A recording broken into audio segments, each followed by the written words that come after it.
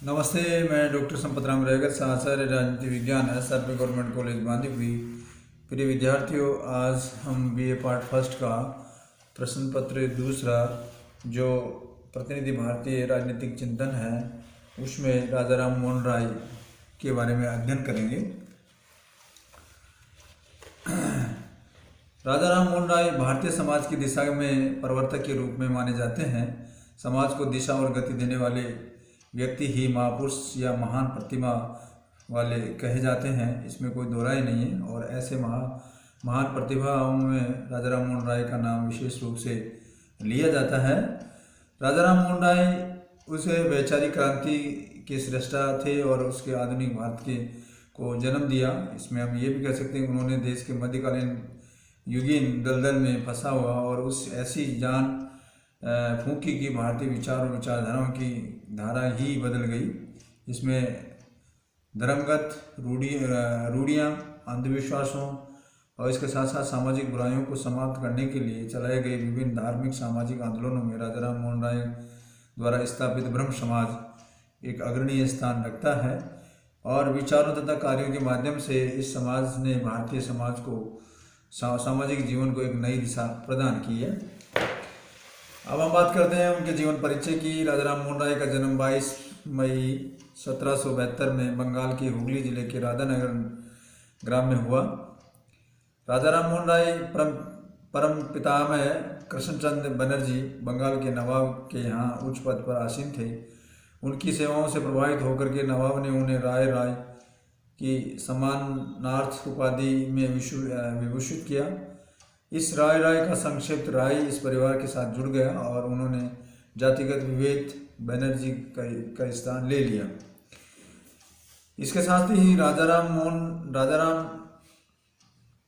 मोहन रमाकांत राय यानी ओयम तरणी देवी के पुत्र थे। उनका परिवार सुसभ्य और धर्मनिष्ठ और इसके साथ ईश्वर भक्ता, लेकिन राजा राम मोहन राय वैश्विक भक्ति के वे धार्मिक संस्कार में नहीं पड़े और एक परिवार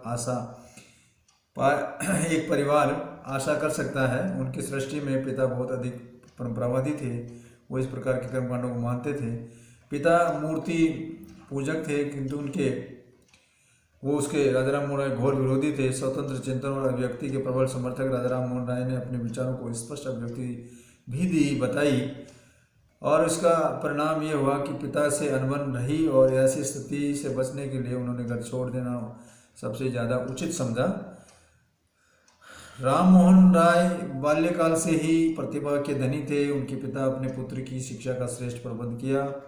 अतः 15 वर्ष की आयु में ही उन्होंने बंगला, फारसी, अरबी, हिंदी, संस्कृति का अच्छा ज्ञान प्राप्त कर लिया। अंग्रेजी भाषा का अध्ययन उन्होंने 24 वर्ष की आयु में ही प्रारंभ किया। 40 वर्ष तक की आयु तक पूछते उन्होंने इस भाषा को अधिकार प्राप्त कर लिया और ईसाई साहित्य के अध्ययन में निर्मित उन्होंने हेब्रू, लैटिन तथा यूनानी भाषा को सीखना प्रारंभ किया। संस्कृत भाषा के वे प्रकांड पंडित थे। अरबी भाषा के अधिकारपूर्वक ज्ञान के कारण उन्होंने मौलवी की उपाधि प्रदान की गई। इसके साथ साथ ही 1804 में उन्होंने ईस्ट इंडिया कंपनी के अधीन रंगपुर में साधारण लिपिक के रूप में कार्य किया और इस अपनी प्रतिभा के बल से वह रंगपुर के कलेक्ट्रेट में दीवान के पद पर भी रहे।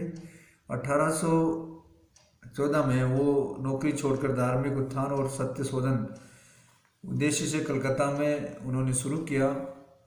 यहाँ उनकी भेंट H. Wilson, Macaulay, sir William Jones, इसके साथ सर हाइड ईस्ट और एडम जैसे अंग्रेजी विद्वानों से हुई।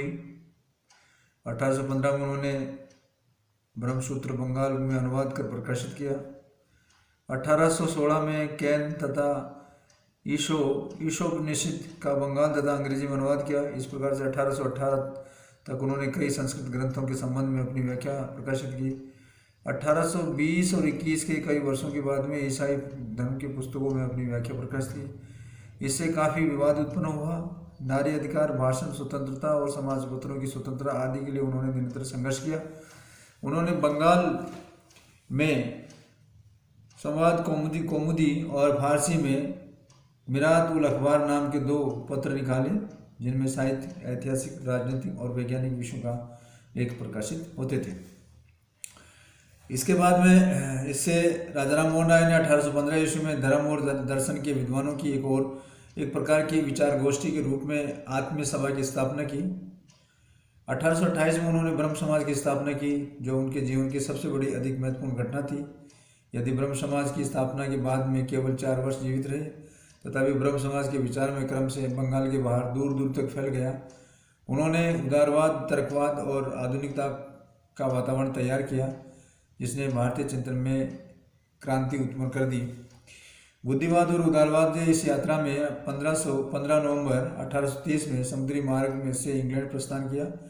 इंग्लैंड पहुंचने पर उनका हार्दिक स्वागत किया गया। विख्यात अंग्रेज दार्शनिक और विधि सुधारक जेरेमी बेंथम ने से उसकी घनिष्ठ मित्रता हो गई और स्वयं ब्रिटिश सम्राट से उनका सम्मान किया गया। उन्हें इंग्लैंड आवास काल में समय से ही प्रथम सुधार अधिनियम 1832 में रिफॉर्म एक्ट 1832 पारित हुआ।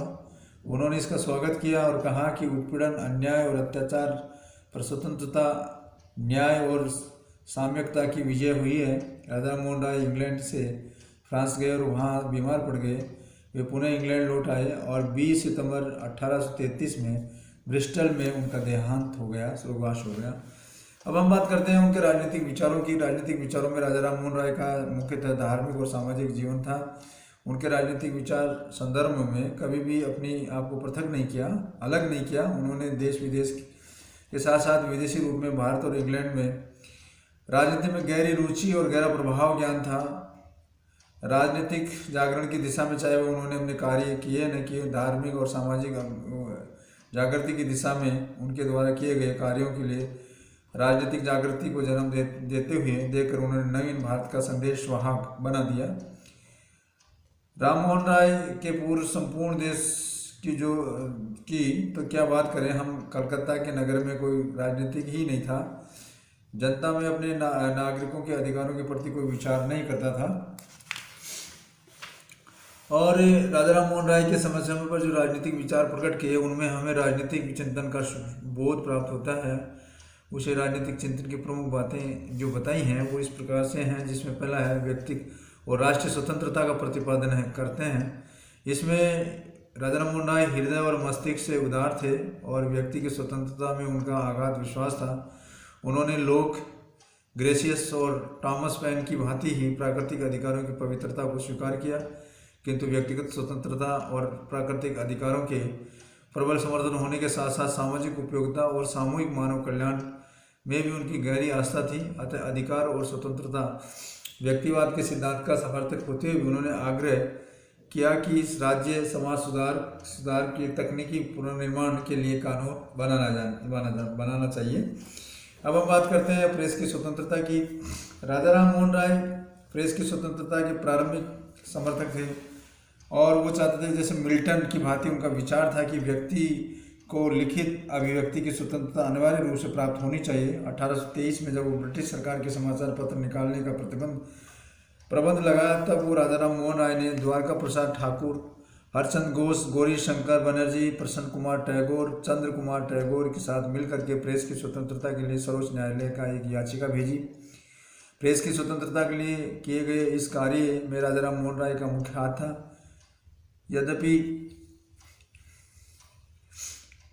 याचिका अस्वीकार कर दी गई और सह परिषद सम्राट के पास में अपील की गई। अपील में इस बात पर बल दिया गया कि स्वतंत्र प्रेस से संसार के किसी भी भाग में कभी भी क्रांति को जन्म नहीं दिया है, और इसके विपरीत जब प्रेस की स्वतंत्रता पर प्रतिबंध लगा दिया तो जनता को असंतोष चरम आस्था पर पहुंच गया, क्रांति को जन्म दे देता है, इस प्रकार से माना गया।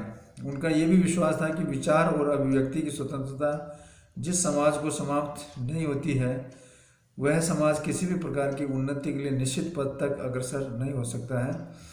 यहाँ पे हम बात करेंगे, जब सह परिषद सम्राट से भी कभी अपील अस्वीकृत हो गई तो उन्होंने अपनी फारसी भाषा में मिरात का अखबार प्रकाशित भी स्थगित कर दिया। राम मोहन राय ने जिस रूप में अपना विरोध व्यक्त किया वह प्रेस की स्वतंत्रता के प्रति निष्ठा का प्रतीक माना गया। और इसके बाद में वो 1821 में संवाद कौमुदी नामक बंगला पत्रिका मिरात उल अखबार नाम की फारसी पत्रिका प्रारंभ की। उन्होंने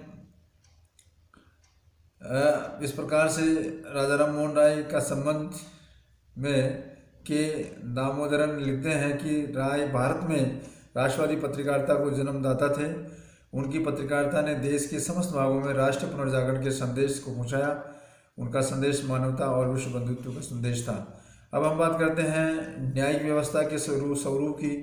तो न्यायिक व्यवस्था के स्वरूप में वो अपने इस प्रकार से विचार व्यक्त किए कि भारत की न्यायिक व्यवस्था में सुधार की आवश्यकता पर बल दिया। वो न्यायाधीशों और जूरी की प्रतिष्ठा को बनाए रखने के लिए इस प्रसंग में जातिगत आधारों पर भेदभाव का विरोधी थे।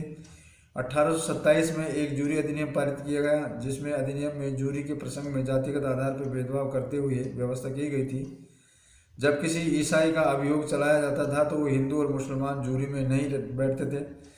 और 17 अगस्त 1829 में इस अधिनियम के विरुद्ध ब्रिटिश पार्लियामेंट के दोनों सदनों में प्रस्तुत करने के लिए एक याचिका तैयार की गई। इस पर राजा राम मोहन राय की विशेष भूमिका थी। राजा राम मोहन राय ब्रिटिश के लोक सदन में प्रवर्तन समिति के सम्मुख उस समय उपस्थित हुए जब 1833 के अधिकार पत्र अधिनियम चार्टर्ड एक्ट पर विवाद हो रहा था और इस साक्ष्य में उन्होंने इस बात को रखने के लिए पृथक कर दिया। इसके बाद इसके द्वारा प्रस्तुत साक्ष्य भारत की राजस्व और न्यायिक प्रणाली की एक व्याख्या शीर्षक में प्रकाशित की गई और इसमें भारत की न्यायिक व्यवस्था के संबंधित कुछ समस्याओं का उल्लेख और सुझाव इस प्रकार से दिया गया। देश के न्यायालयों और यूरोपियन लोगों का क्षेत्राधिकार जूरी प्रथा को बनाए रखने और इसके साथ ही इसके अलावा जूरी प्रथा को बनाए रखने के लिए अपने न्यायिक और प्रशासनिक पदों के पृथक्करण, विधि संहिताकरण और विधि निर्माता के जनता के परामर्श आदि की व्यवस्था थी। उन्होंने इस बात पर ध्यान आकर्षित किया कि न्याय अधिकारियों तथा जनता के परामर्श आदि के बीच में संचार का माध्यम कोई एक ऐसी भाषा नहीं है। इसके साथ साथ प्रशासनिक व्यवस्था का स्वरूप 1833 में लोक सदन की प्रवर्तन समिति के समक्ष साक्ष्य प्रस्तुत करते हुए राम मोहन राय के प्रशासनिक व्यवस्था के कुछ सुधारों को सिफारिश की थी। ये सिफारिश थी कि देशी लोक सदन की देशवासियों के अधीन नौकरियों और उच्च पदों को देना, रैयत की दशा में सुधार करना, रक्षा करना, कानून निर्माण करना। इसके साथ साथ वर्मा के अनुसार वो भारतीय सभ्यता के रैयतवाड़ी, कृषि प्रधान, देहाती आधार को अक्षुण्ण रखने के पक्ष में थे। राम मोहन राय लोक सेवाओं के अपरिपक्व व्यक्तियों की नियुक्ति के विरुद्ध थे। इसके लिए उनका सुझाव था कि प्रसंविधावाद के साथ साथ वो सेवाओं में नियुक्ति के लिए न्यूनतम 22 वर्ष की आयु सीमा होनी चाहिए। प्रशासनिक व्यवस्था और कार्यों के प्रसंग में उनका सबसे प्रमुख सुझाव यह था कि यदि ब्रिटिश सरकार चाहे तो भारतवासी सरकार के प्रति आशावान या आस्थावान हो तो भारतीयों की योग्यता और शिक्षा के अनुसार उन्हें दायित्वपूर्ण पदों पर नियुक्त करना पड़ेगा। देशवासियों को उस योग्यता के अनुसार राष्ट्रीय सम्मान देना पड़ेगा। अगला विचार है राजनीतिक और कानून के माध्यम से समाज सुधार करना। राजा राम मोहन राय एक महान समाज सुधारक थे। राजनीति, कानून और समाज सुधार के आपसी संबंधों पर उनका विचार था कि समाज के लिए राजनीति और कानून के माध्यम से भी प्रयत्न किए जाने चाहिए। उन्होंने प्रयत्नों की लॉर्ड विलियम बेंटिंग के समय सती प्रथा निषेध कानून बना। वे स्त्री पुरुष की समानता और नारी के उद्धार के समर्थक थे और तो इसके बाद में तत्कालीन परिस्थितियों में महिला वर्ग की स्थिति सुधारने के लिए विशेष आवश्यकता का अनुभव करते थे। राजा राम मोहन राय धर्मनिरपेक्ष राजनीति के समर्थक माने जाते हैं। इसके साथ ही हम बात करेंगे लास्ट से मानवता और विश्व बंधुत्व, मानवतावाद और विश्व बंधुत्व की। तो इसमें राजा राम मोहन राय महान मानवतावादी थे। वे विश्व नागरिकता के प्रतिपादक और विश्व बंधुत्व की धारणा के समर्थक थे। उनको मानते थे वो बंधन मुक्त हो चुके थे, इसलिए उन्होंने सार्वभौमिकता में विश्वास रखते थे। वे समस्त मानव जाति को एक परिवार, विभिन्न राष्ट्रों और जातियों में उसकी शाखाएं मानते थे। बैंथम राजा राम मोहन राय के सार्वभौमिकवाद और मानवतावाद की प्रशंसा करता था। राजा राम मोहन राय ने एक ऐसी विश्व संगठन की कल्पना की थी जिसमें दो राष्ट्रों के बीच में मतभेदों पंच फैसलों द्वारा निपटाने के लिए किया गया। वास्तव में राजा राम मोहन राय अंतर्राष्ट्रीय वाद उच्च स्तर पर था। वे ईश्वर से जो प्रार्थना करते थे वो अंतर्राष्ट्रीय झलकता था। परमात्मा धर्म को ऐसा बना दे जो मनुष्य और मनुष्य के बीच भेदों और घृणा को नष्ट करने वाला हो और मानव जाति की एकता तथा शांति का प्रेरक हो। राय के इस चिंतन में साम्यवादी, समन्वयवादी और उदार पक्षों का उल्लेख करते हुए विपिन पाल ने कहा है कि समष्टि व व्यक्ति, ईश्वर व मनुष्य, मानवता व राष्ट्रता, सामुदायिकवाद और व्यक्तिवाद के मध्य अनिवार्य तादात्म्य राजाराम मोहन राय के चिंतन का केंद्र तत्व रहा है। धन्यवाद।